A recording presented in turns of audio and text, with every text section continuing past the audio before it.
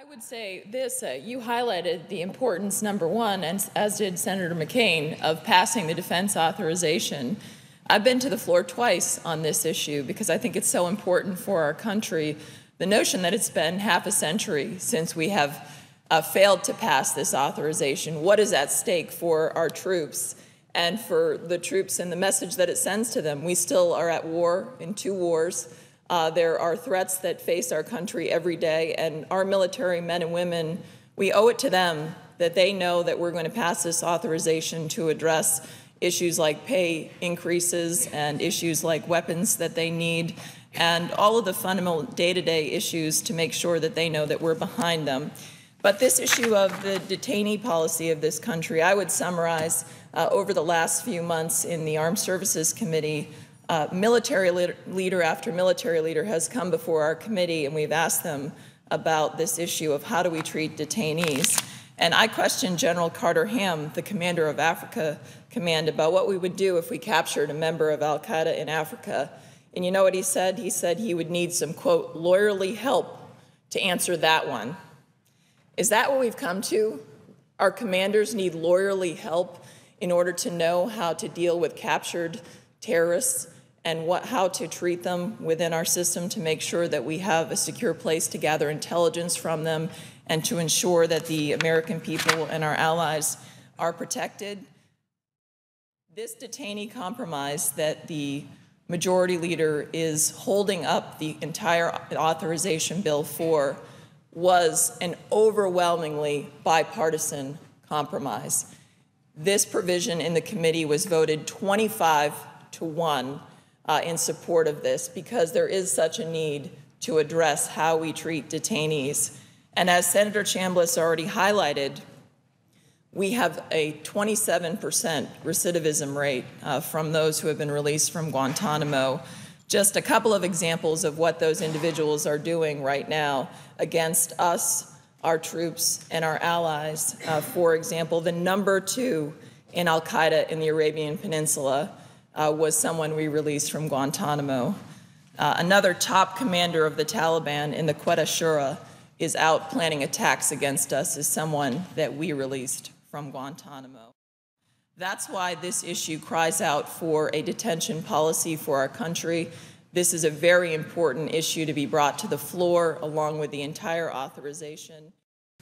Actually, the group of individuals that we're talking about here are military custody for members of al-Qaeda or affiliated groups who are planning an attack against the United States or its coalition partners.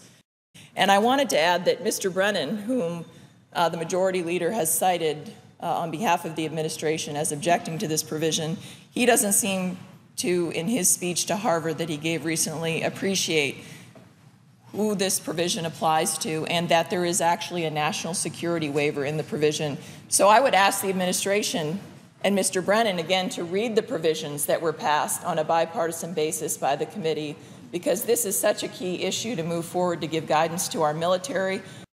As our leader, the minority leader, has said, that we will move forward with passing the critical pieces for our troops, because our troops deserve nothing less than for us to bring this forward to the floor because of the pay raises in there, the weapon systems that they deserve to have, everything that is in that bill. But also, I would ask the administration to revisit its position because it seems inconsistent with its own policies, and they don't seem to have actually read the compromise that was overwhelmingly passed out of the Armed Services Committee. And the senator from New Hampshire is all of the basis of this. That the administration wants to establish the precedent that they can capture enemy non-combatants anywhere in the world and send them straight into the United States into an Article III court. I think that is what is at the heart of this, is that they want to treat these individuals in the context of our civilian court system.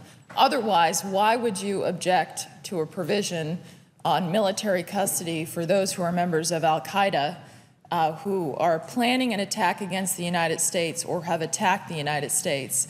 And there also, I would point out, there's a national security waiver in this provision.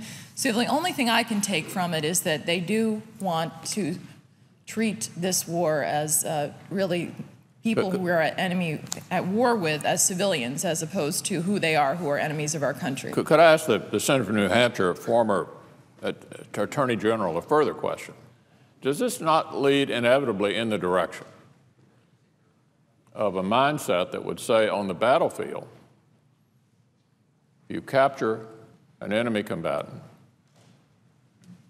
and that enemy combatant is inevitably on the way to an Article III court, could it lead to the feeling that that enemy combatant should be read as Miranda rights on the battlefield? If he isn't viewed as an individual who's on the way to a U.S. court under U.S. law, where does it say that's an absolute concern here, because this would be the first war in the history of our country where we would be treating those we capture on the battlefield, giving them the rights to our civilian court system. And that is where do we draw the line? It would be outrageous to require members of our military and intelligence officials to immediately ask, do I have to give Miranda rights? Do I have to give the same? Do I have to worry about some of the speedy trial and presentment issues that come from a civilian court system?